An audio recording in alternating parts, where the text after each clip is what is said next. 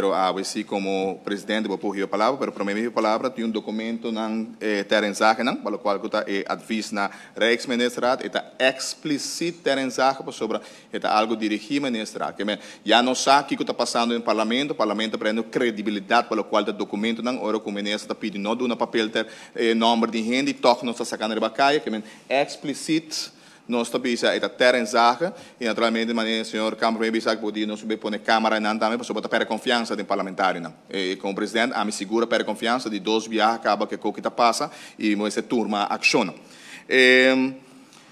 A pedir reunião awe sacando gente for de recesso, se me pedir agradecimento a todos que estão presentes, porque como vai bem ora a me tá aí que está algo urgente, ora vou com rueda de prensa, assim, porque ora uma rueda de prensa a criar minha dúvida, pergunta, não.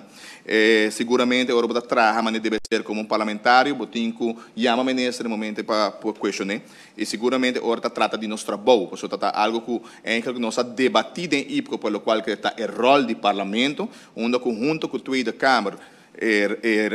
parlamento que em Martin, nós chegamos a consenso que nosso trabalho está queda maniqueta, com nenhum dia debate entre governo, não por toque funcionamento do parlamento, tem aceita nosso direito constitucional de fazer caminho na lei, aceita algo básico que em todo país tem e aceita um ponto que nós debatir de IPCO e nós todos tem consenso do budget. Então, bisa está bom IPCO, que nós chegamos a outro e me lamentar